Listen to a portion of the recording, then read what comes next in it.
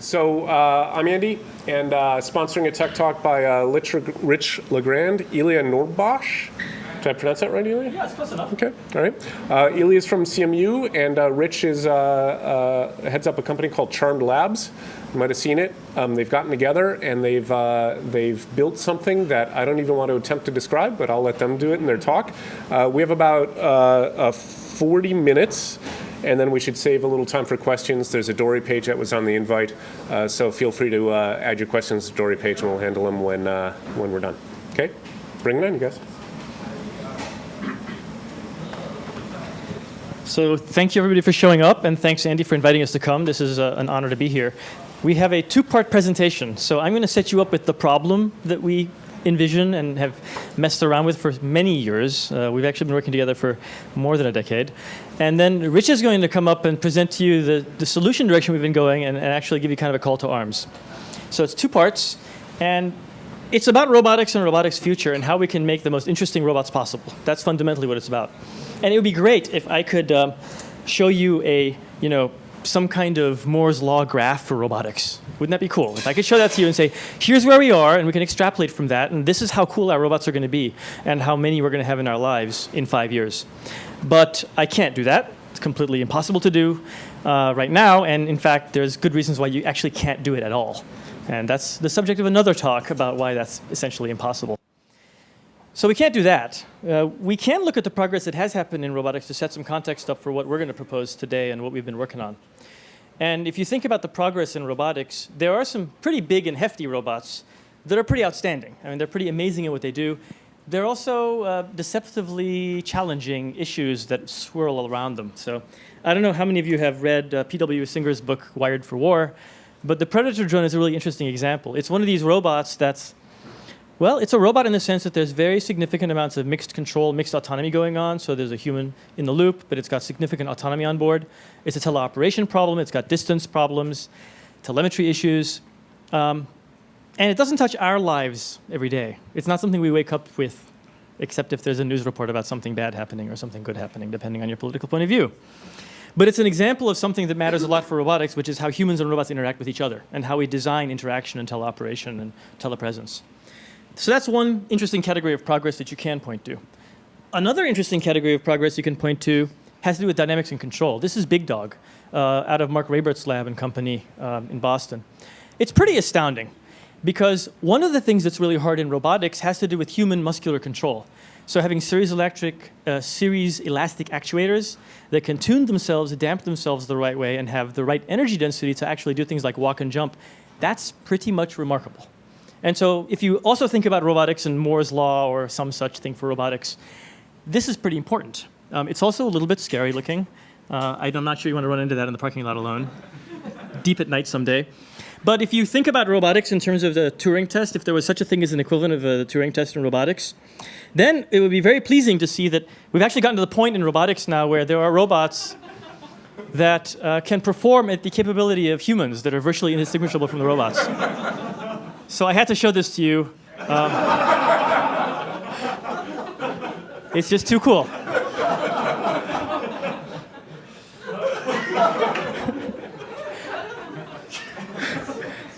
Oh, the hand came down. So yeah. So dynamics and control, that's a big one too. The last one I'll give you, yeah, they're flailing away there just like robots. There is another part of robotics, a regime of robotics that's really hard that there's been big progress on. It has to do with computation and sensor fusion, right? Taking a whole lot of sensors and doing something human scale. But the human does it with 2 eyes and a brain. We put, I don't know how many sensors on one car. It's kind of absurd. But we're getting the fusion down, right? We have computers that can deal with that, process it, model it, and make decisions about how to do things like parallel park. So that's impressive.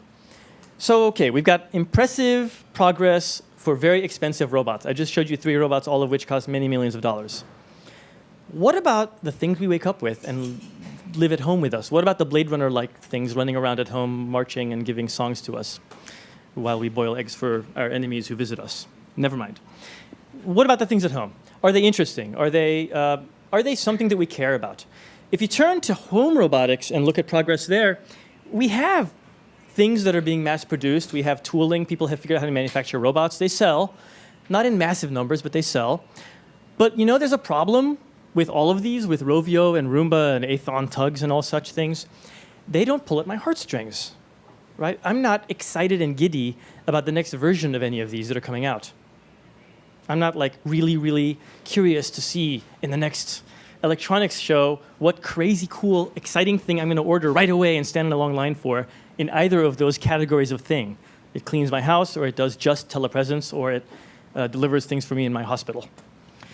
So in a way, robotics doesn't have its soul. It doesn't have that emotional center of object that you would become totally attached to the way you do with, well, your PDAs and devices and your music players and all those good things, because they weave themselves into your life. Another way of saying this is every time I see a venture capitalist, they ask me this question. Every single one of them, in the first 45 seconds of conversation after they find out I'm a robotics professor. What's the killer app? What's going on? They have a mentality in which they're trying to figure out the killer app so that a company can make it, right? And there's reasons to think this is the wrong question.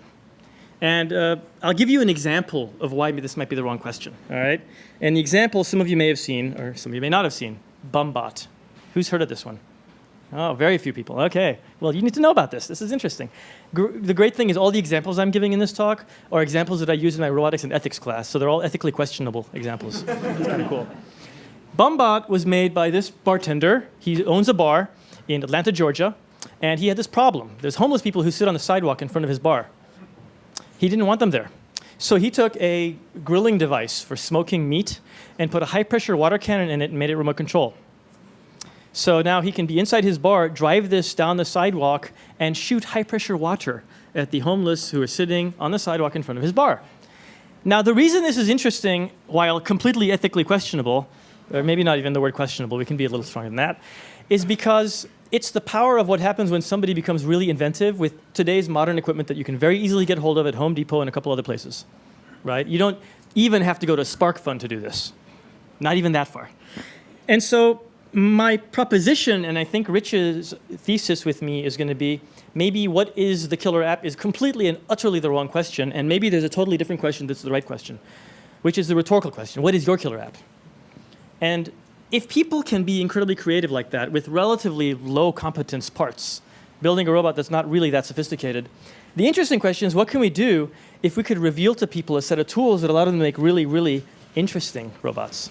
And how far could they take it?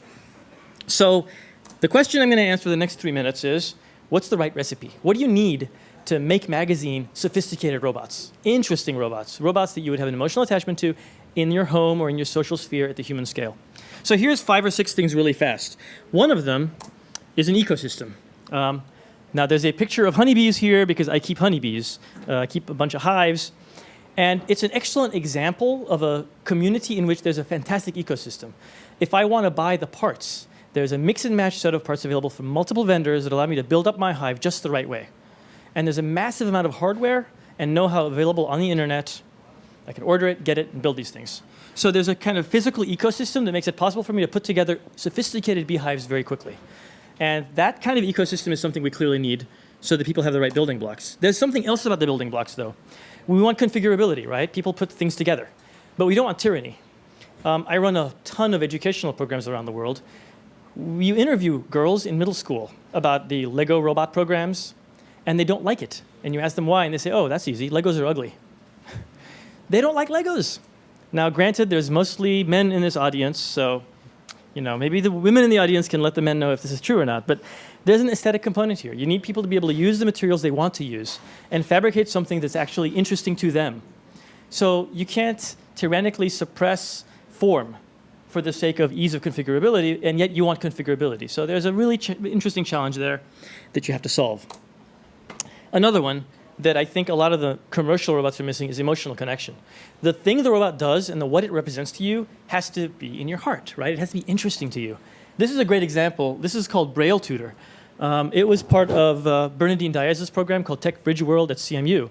And what they did, which was genius, is the way you teach a blind child to write Braille is they use a device that pushes down to make bumps.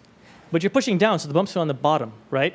So you push down and you make the bumps using a stylus, then you turn it over and you read it. So you have to learn to push with a stylus backwards, right? You have to write in reverse. And so you have to learn to write, learn the letters, and learn it all in reverse first, then split it around. So they made a robot that exactly takes the reversing part out of the equation. So you write with the stylus, and you can see physically in real time what you've done. Just a very simple robot. Interesting in terms of emotional connection, because what they've taken is very simple parts that you can buy at SparkFun and a few circuit boards you fabricate, and they've made something that they feel really strongly about. It has impact, they smile about it, they feel good in the developing world as a result too. So you need the emotional connection. Vibrant community, another one. We're almost done, by the way, with the list. Soon it's Rich's turn. This is a big deal. You know about that, both from the point of view of Android and from the point of view of every kind of form of social networking and sharing that goes on in the world. It's a little bit missing in the world of hardware sometimes. The example I put a picture up on here is we have an electric car program called Charge Car, in which we train mechanics in independent garages to convert cars to electric cars. And it's hilarious because we've had events where we show who killed the electric car, we show Gasland, and we invite people to come from the public. And we bought an old Exxon station, so we run the whole program in an Exxon station, which is kind of cool. Because we have an open flame, we have a barbecue.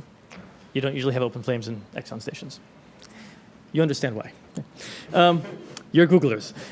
Anyway, what's interesting about that is you get environmentalists, activists, complete gearheads who couldn't care a whit about the environment, all in one room, passionate about a particular subject, in this case about electric cars and cars.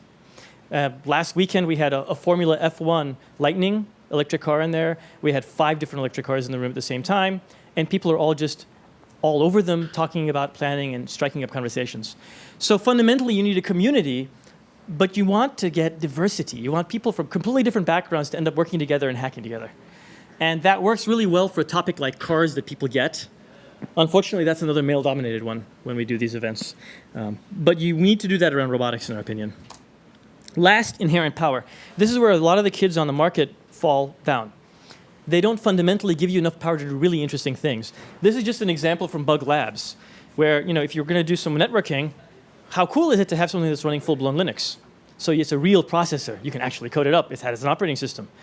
And it's often easy for people to get trapped in the world of 8-bit microprocessors and get far enough away from true competence that they can't do really sophisticated, interesting robots with vision, and speech, and speech synthesis, and all this such. So in a nutshell, that's sort of the set of things that we think if you could nail all of those at the same time, then maybe we can answer the question, what's your killer app? We have an existence proof that Rich wanted me to share. It's a good existence proof because it's exactly what Rich and I did last. So the thing we started working on before this was a project called GigaPan.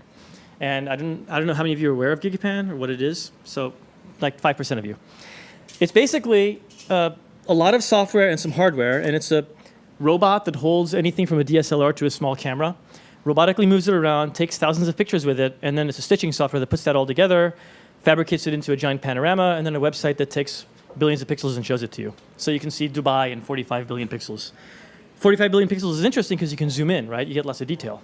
And there's obvious things you can do with it. But what's interesting is to show how this works. When you give people enough power and you have a real community, what do they do with it? So I'm going to tell you about 3 scientists really fast and what they did with this to show you diversity. And I think this can happen in robotics. So these are scientists, right? These were not gearheads. They took the GigaPan and they did specific things with it for their science. So look at how different what they did is. Jane Goodall. They took tobacco plantations in Tanzania. They take pictures of them because they're illegal plantations where the primates have been shoved off because the trees are dead, right? They show the panorama to their funders who don't have the time to travel to Tanzania. They show this to the funder, then they zoom in and zoom in and zoom in until in the corner in the forest, they can show every tree being ringed to be killed so they can increase the plantation size. And then they ask for money. So this is actually money requesting process, right, using technology. Example number 2, Alex Smith, University of Guelph in Canada.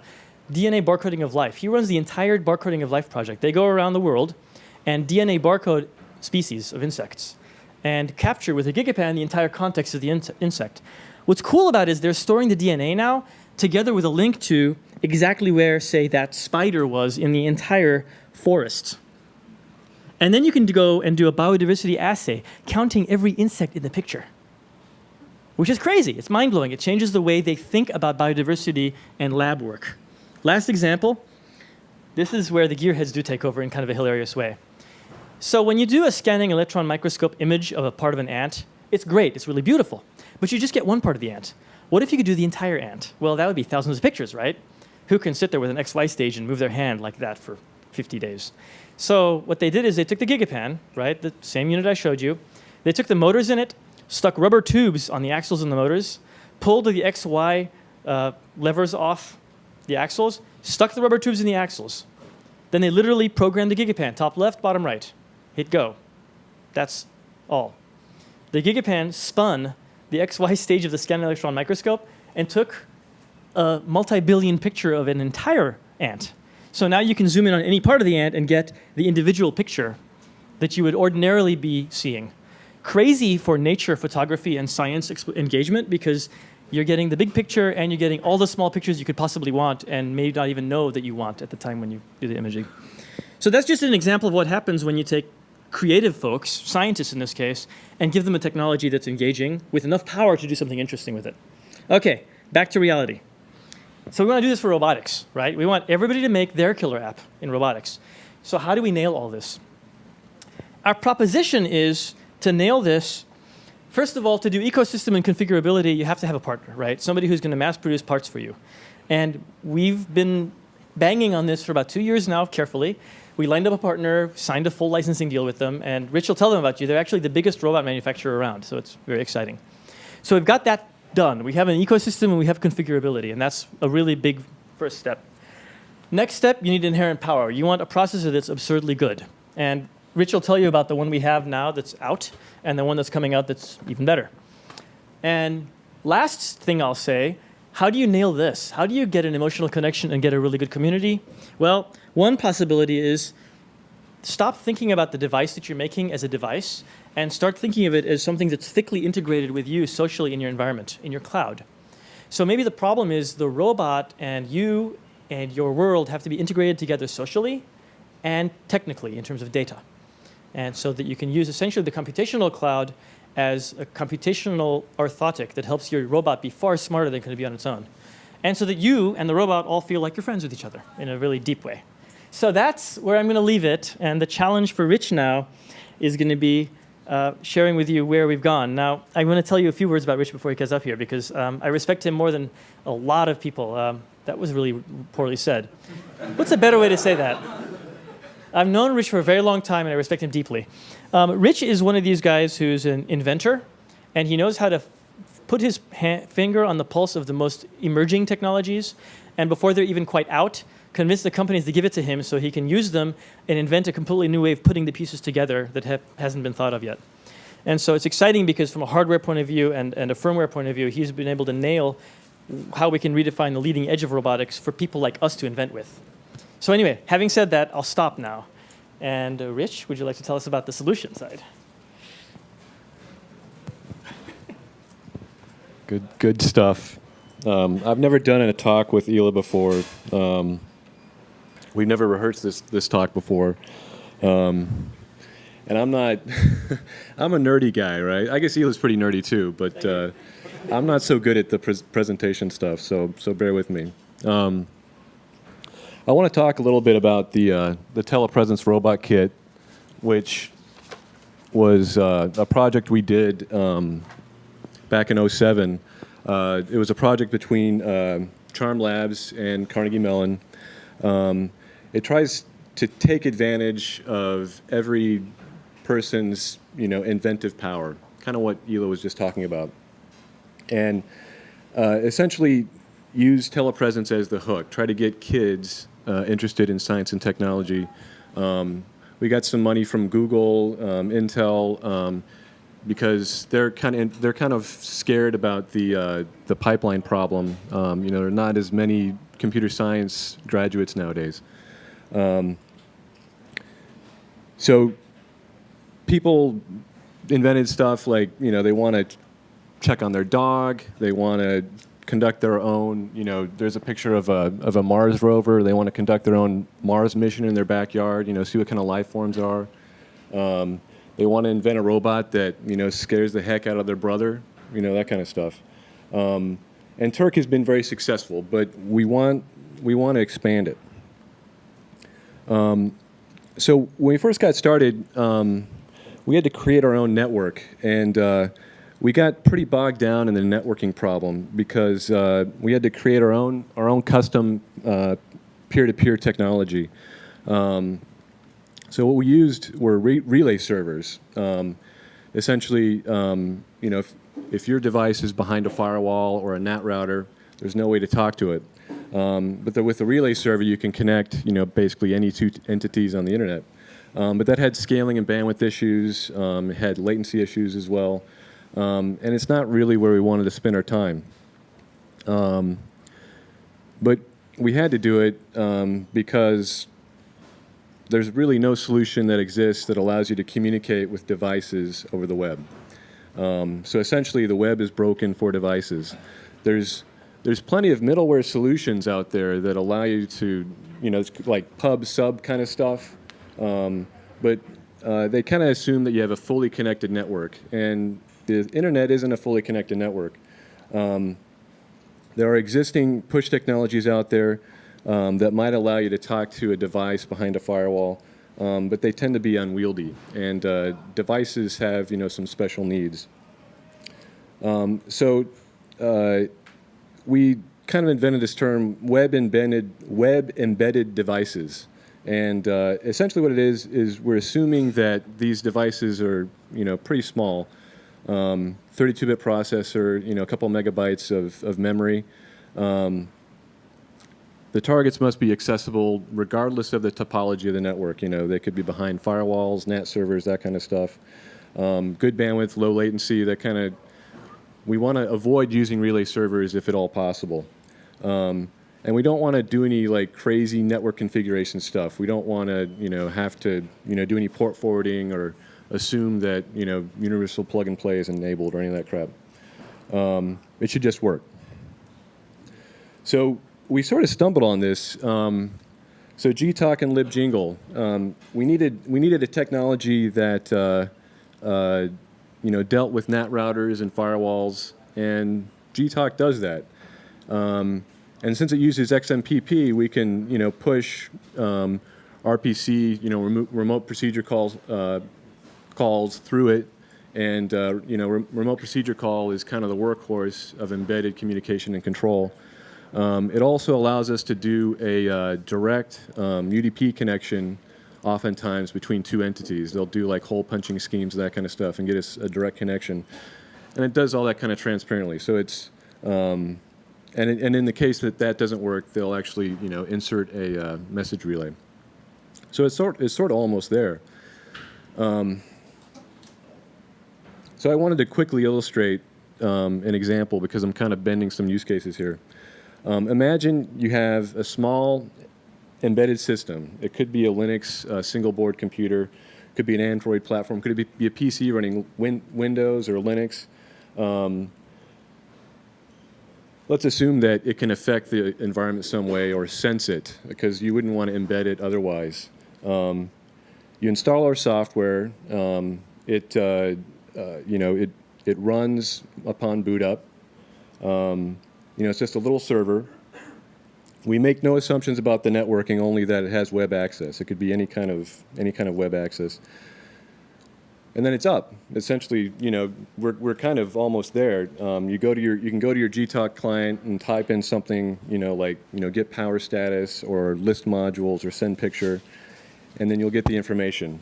But there's a lot that that's not being said about implementation. You want to have, again, RPC implemented on both ends, both on the client and the server side. You can interact. Interacting from a Gtalk client is great. We want to be able to mirror the RPC calls in text as well, so that you can interact through a Gtalk client as well as a web browser. And we also want client libraries that make writing client apps easier, because Gtalk clients are great and web browsers are great and ubiquitous, but we want to have be able to control these things from custom applications, and we want to be able to do all this easily. We want to be able to set it up and configure it easily. So how could you use this? How useful is this? Sensor networks. Sensor networks, kind of a hot topic. It would be very easy to create a sensor network with this technology. Environmental sensing is kind of a hot topic. social proxies. A social proxy is a device that gives you some kind of social interaction. And for example, a simple social proxy would be like a ring that you wear, and it glows when your girlfriend or boyfriend are rubbing their ring. You know, it's just like a simple social interaction. A more complicated stuff I'll be talking about later. Smart home, you could use this thing to monitor your alarm, your thermostat. You guys have heard all those scenarios. Unlock your front door for a guest or something like that. Robot telepresence, of course. This idea of embodied interaction. I'm there. I'm able to manipulate things in the environment. Or your pet project. Essentially, this allows you to embed any kind of computing and talk to it anywhere. And so, this is my pet project. This is a really killer app, by the way. So Lance, he lives in Austin. He's known to ride certain routes in Austin. So what you have is a device disguised as trash that sits on the side of the road, and it takes pictures of bikers. You could use like some kind of cloud-based computing to recognize bikers and faces and that kind of stuff. It forwards the pictures to you, and you look at it and go, that's not Lance, that's not Lance. And then when you see him, you suit up, and then you intercept him, right, at some rendezvous location, and then you enjoy a ride with Lance for as long as you can keep up with him. So anyway, this would be really cool. I mean, some of my friends, so I bike in Austin, and a lot of my friends have biked with Lance, and it's kind of frustrating. They just kind of run into him.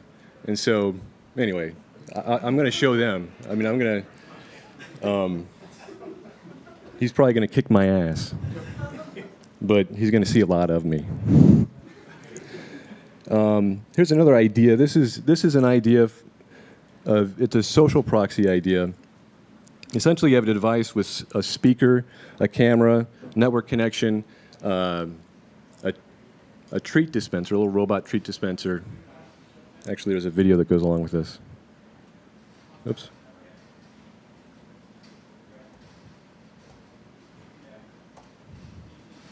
I don't know. Has anyone seen this video?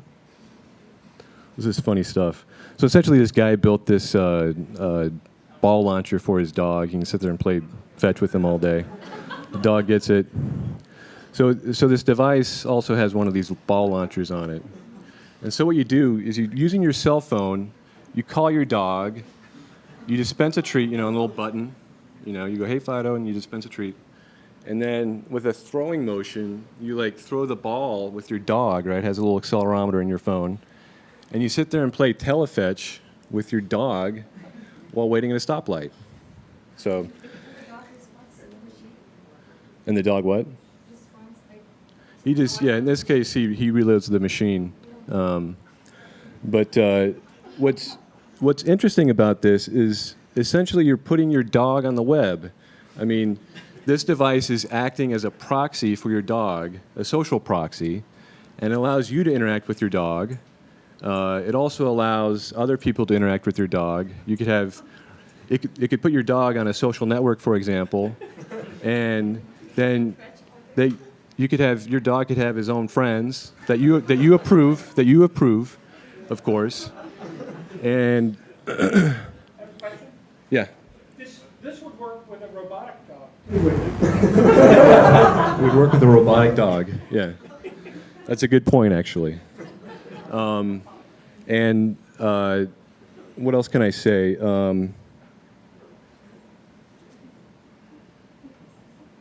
It's there was some other point about this.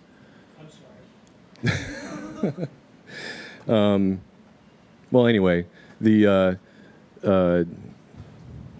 I'll go on to the next example. Another example would be a jelly bean dispenser. This is another really good killer app. Essentially, what you do is your social network friend gives you a jelly bean. It could be a combo, like 2 roasted garlic, 1 Tabasco, 1 jalapeno. Your response, what's this, chili? And then he responds, nope, this is hot wings. And so this is like another good killer app. So You should have seen the ones that we didn't present. So, this is a good app actually. I mean, telepooch.com is not taken, so we're looking into it. Maybe investors, but no, I'm just kidding. Please. We have other ideas. Rover-like robot with a camera and grasper. Essentially, you conduct your own Mars mission, like I was saying before. Find and identify animals, insects in your backyard. Take pictures. Send it to a blog automatically. A scavenger hunt. Search for and collect items. Escape. You could rig up some kind of elaborate scheme where you press a button, it opens a door. You get a key. You have to take the key and then open the door, and then you're escaped. Not the fine china. Devise a way to break, a nice fine china plate, which actually was acted out in Illah's kitchen.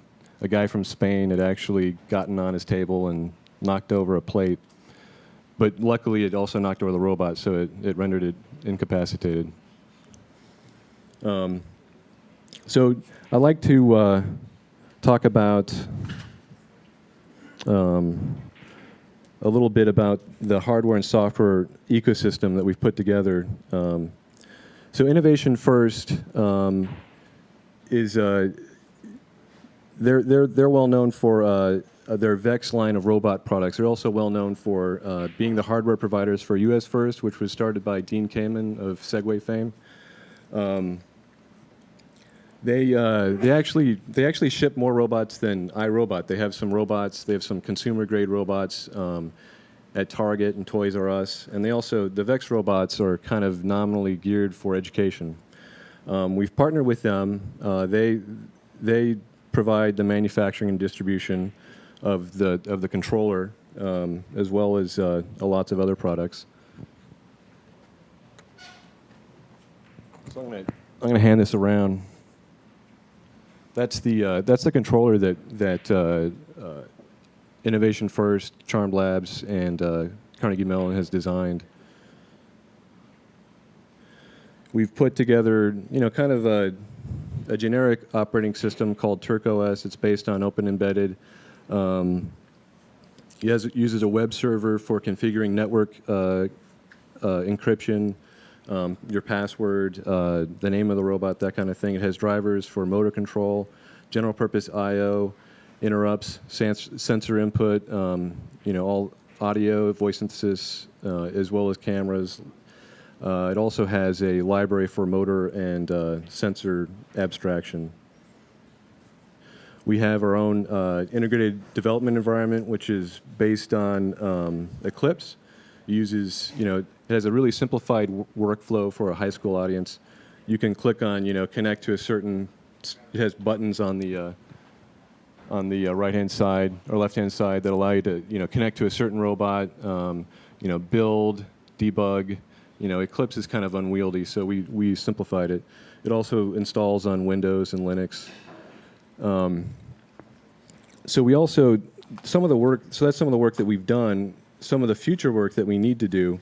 We need a piece of software that runs on a device or robot. Something that's pretty lightweight, an Apache-like server that can handle RPC calls, deal with video and audio streams, a text interface for debug and config that mirrors the remote procedure call interface like I was talking about, some kind of loadable module model, and it has to be really easy to configure and set up.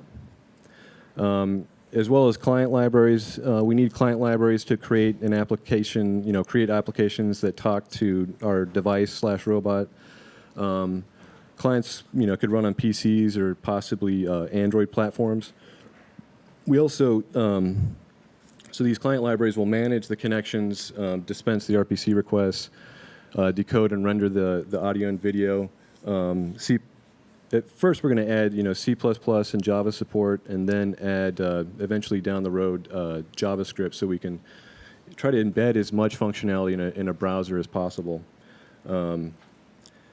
We want to create lots of interesting robot examples that use this technology. Possibly use Android phones to control the devices, as well as use the Android phones as targets themselves. And we're just kind of getting started. We haven't, these are just kind of the first steps. Here are the specs on the Turk brain, the VEX Pro that's being passed around. It has an ARM9 200 megahertz, which is kind of passé nowadays. But that's why we're designing a new one. Has 32 megabytes of DRAM, 16 of flash, which, you know, that gives you just enough to have some pretty interesting Linux functionality. 2 USB host ports, Wi-Fi, webcam support. It has these motor controllers that use the back EMF signals from the motors for feedback. So essentially, a lot of motors need like optical encoders. These use the back EMF voltage to actually sense the voltage, and they actually can integrate the voltage to give you position. And we're able to do that because there's an FPGA, a field programmable gate array on board that implements these functions. We've essentially, you know, created a robot ASIC with a bunch of robot IP on it, and it's all open source. You can go look at it. The nice thing is that this robot ASIC, we can kind of target it for different platforms, and it makes it easy to go to different processors and that kind of thing. It has a built-in speaker, has a keypad, an LCD. It's compatible with all the VEX motors, sensors, beams, and it's pretty well cost optimized. It's pretty cheap. So in the future, we're working on a Cortex A8, which is, you know, a lot of Android phones obviously use this. Has a lot more RAM, more flash. What's interesting is that it'll have 2 camera inputs, which means, you know, we'll be able to, you know, these are regular camera inputs. We'll be able to, with all this processing power, we'll be able to do a lot of real-time image processing and provide a much more rich set of applications that you can handle. We also have a interesting co-branding deal with Texas Instruments. Texas Instruments is the source of the processor. They're giving us a lot of parts, including the processor, basically at cost. So we're going to be able to provide this at a ridiculously low cost, which is very exciting. And of course, you know, it'll have enough power to run something like Android. So I wanted to go a little bit into, you know, the ecosystem. These are VEX parts that the Innovation First guys manufacture. Here's a picture of all the gears. You have spur gears, pinions, you have sprockets, chains, you have tractor treads, you have racks, you have rack gears, you have worm gears as well as bevel gears. Lots of different wheels. You have regular wheels. You have, you know, these universal wheels, omnidirectional wheels. These things are called leg wheels. There's a lot of different structural members, plates, axles, fasteners, just all sorts of stuff, kind of reminiscent of erector sets. But the nice thing is you can bolt stuff onto it and you can bend it, so it's kind of nicely inherently configurable. There's lots of sensors. There's encoders, light sensors, sonar sensors, accelerometers, a bunch of different types of motors of different torques and sizes, tactile sensors, reflective sensors, controllers from 8-bit to 32-bit. They have remote controllers. That controller, which is like a PSP controller, is actually has a Wi-Fi dongle in it. There's the Wi-Fi dongle that it uses. That Wi-Fi dongle is also used on the VEX Pro. There's battery chargers, there's batteries, of course, and then these are pretty cool. These are little pneumatic valves that are electronically controllable, so you can make a robot that, you know, can punch or throw or kick or something like that, which could be kind of dangerous, so they have safety goggles. And here's some examples of various robots that you can make. This is pulled from the website. A lot of these robots are made by kids. And here's one that shoots rubber bands, has tank treads. Along the same theme, we have a robot that shoots a paintball gun. I don't know if a kid actually made that, but you can see it has like one of those X10 cameras on there. This one, I have no idea what it does. Something to do with beer and pouring it, but I don't think a kid invented this one. I guess at this point I'm going to turn it over to Illah, because Illah, you have The deal. we have the deal. This is the exciting stuff. So this is the part where we're going to finish. And the question was, how do we recruit you, right? And what is it that we're recruiting you for? We feel like we've got enough of the basic ingredients that it's interesting now for an explosion of creativity, right? Thing number one is, of course, we'd like to get some full-time people working on developing some of this stuff, and that's called funding, and that's not a conversation for this crowd. Thing number two is you can imagine short events. We can imagine doing a robot camp where we do one out here, or we do one in Pittsburgh, invite people to come out for 2 days and give them all the parts in the world and let them go crazy doing a hackathon. But we wanted to give you something really visceral here, now, today. So that's thing number three. I grew up in Kansas City part-time, and they had these things called smorgasbords, which were absurd events involving ridiculous amounts of food, but it was all you can eat. And the food was pretty scary looking, but the all you can eat part was really interesting. So we come up with this idea for you. It's an all you can eat deal for you. So here's the idea. All right, come up with what you want to do with these robots, and we'll select some of you. And of course, if you get lots of good ideas, we'll select lots of you, actually. And we're going to give you boxes of parts. We actually came with 2 boxes full of VEX parts here. All sorts of building materials are in these, and there's the actual VEX Pro controllers. So that's kind of cool, right? We'll give you a box of things that you can get off the internet and things that you can't actually buy yet because they're not for sale yet for 3 or 4 weeks. But we'll just do that. So if you have an interesting idea, we'll give you stuff so you can build it. And the dream, of course, is you're going to do something with Android and the robot. That's the whole interesting part. But this is the best part, which is we're going to give you a coupon. It's an all-you-can-eat coupon that you can use on the internet to get whatever you need from Innovation First for free. So that's got cachet, right? Nobody in the world has those yet. They have just been invented by Rich and Innovation First. So anyway, that's the proposition to you, is we can give you all-you-can-eat coupons. I think we're ready to just take questions and see what you think of this general direction. Thank you very much. Come on, Rich.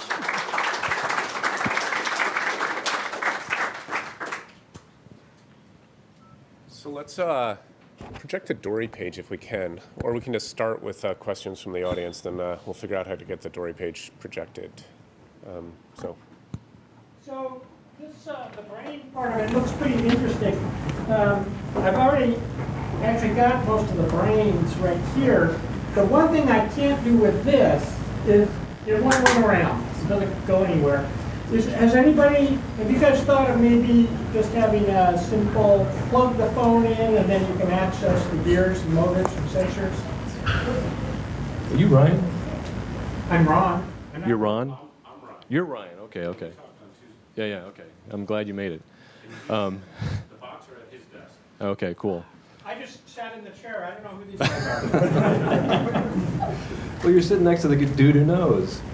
Well, I mean, so we actually, I agreed that's a very good platform. I mean, we're not involved yet as far as using the an Android handset as a robot controller, but that's a pretty sexy platform, as Ryan will explain.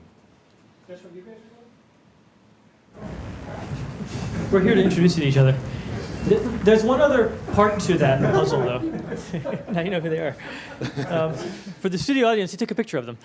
There's one other part to that puzzle, though, which is you want something that knows how to do motor control.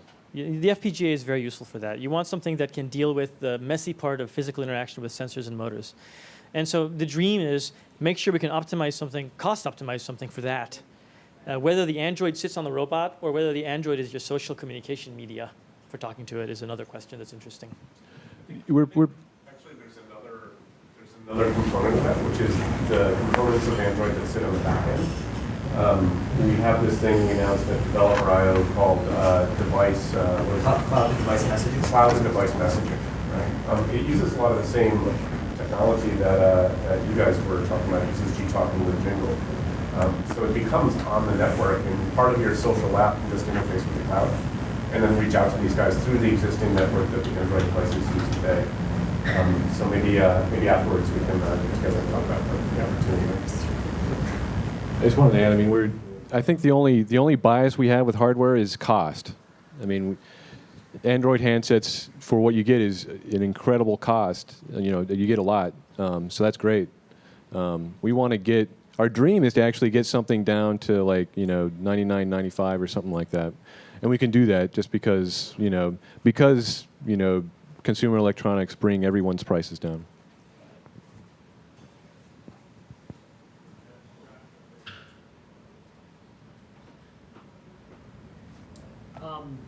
So the set of parts that you've got, it looks like there's a certain sort of assumption that you've got someone who's comfortable with a screwdriver. I mean, have you thought about really small kids playing around with this? Would there be safety issues below a certain age? That's sort of the age range you had in mind with kids touching this. I think with Vex, it's probably, they target like 12 and up, and our stuff, like the Vex Pro controller, is even, it's actually targeted for high schoolers, but that's just kind of where we are right now. We want to, as the software gets more and more sophisticated. The interesting thing is, as the software gets more sophisticated, we can bring it to more people. Stuff like the App Inventor, would be great. We could actually, it could open up to a much bigger audience. We actually have a program called Robot Diaries for middle school girls. And there, the construction material is actually craft materials because they're comfortable with it and they can do aesthetically really good robots with it. So you're giving them everything from feathers to bells to pipe cleaners and hot glue. And they make amazing robots. And you have a processor and we had our own iconic programming language, but now there's App Inventor. So you can totally take this into middle school even and really start to hit some underrepresented audiences in this domain. Do you have ideas like lesson plans or projects? We've done lesson plans for Robot Diaries for 3-4-hour lessons and for full-on 3-week-long lessons, and we've deployed them. Actually, the National Science Foundation just gave us funding to do it across the public school system in Pittsburgh. So we're going to be piloting across the whole public school, which is exciting because you have to learn how to talk, teachers talk, and how to align to their curricular standards. So that we're doing for the next 3 years. So for Robot Diaries, you're taking craft supplies and teaching kids how to make robots out of them. Is there any look at actually getting kits together that have those supplies so that people don't have to follow the online instructions, go out and find the craft supplies themselves, but can actually just get them to make their pretty robots and things that they like? Yeah, it's the ecosystem problem. If Vex provides this stuff, I'd love to see Scholastic provide the craft box that you need to do Robot Diaries for middle schools. And I think that's totally doable. Once you can demonstrate a market, they'll only be too happy to sell the academic supplies to the schools. There's that Oriental company that sells like diaries and 144 feathers. Oriental Trading Company. Oriental Trading, yeah, they sell They the have original models, supplies. yeah. So it's like getting a unique SKU from them for a set of the things that they have in their warehouse. Is this available to purchase now? I think about 11 weeks. Yeah, that's what the target is. Yeah, it's in beta. About 20 people have them, and so yeah, it's on the on-ramp. And do you have any vision processing software that you bundle with it, or is it? Right now, no. And that's something we're going to add later. Right now, we have just the abstraction libraries and that kind of stuff. And we're going to add a network abstraction library on top of that. And eventually, we're going to have vision. But you have the Turco OS and the Eclipse. Right. Right. So if I wanted to use this as an elective in the school like myself, do you have a class set? Do you have lesson plans? Do you have Yeah, if you go to I think robotdiaries.org or communityrobotics.org, you should be able to get to at least contact information for the people who have all the curriculum in our lab. Okay. What's it going to cost, that controller? $300. I want to bring it down. I think we could do that with volume if the thing can catch on. Yeah. But the new one that uses the Cortex A8, it has 6x computational power, and it may actually end up being cheaper. So. What if I don't want that huge box? Like say I just want to build a little tiny robot. Do you plan to make a version that has just limited ports, sockets? Oh, you're killing me. We tried. Well, I mean, one thing is, I mean, we tried to space optimize it as much as possible without adding much cost. And so that's the product we ended up with. So I think in the future, you know, things will just kind of naturally tend to shrink. I think also, yeah, also we'll have, you know, we'll have different versions that maybe don't have as much features, you know, and this is kind of a superset of, you know, this will satisfy a lot of users. We can also offer different subsets of that. When will the Cortex A version be available? That's like second quarter of next year, so it's a ways off, but somewhat soon. What kind of community are you guys building for that stack? The web RPC stack that it's kind of work to be done. How are you seeking contributors to that, and how are you organizing that effort? That's a good question. We don't know how we're organizing it yet exactly, but there's a few things we can do. One is we can actually use some of the CMU community. We've done this in the past with mini contests at CMU, where we bring them in for a week or a weekend, give them some challenges, and have them run. And we've gotten some excellent example application programs that way. So we'll probably tap our local trade of engineers who don't sleep at night first. But the idea is, right, to create some kind of community that's much bigger than that. And that's part of what I think we want advice for. Is it open source? Completely. Totally open source. Everything is open. And actually, so let me ask the question.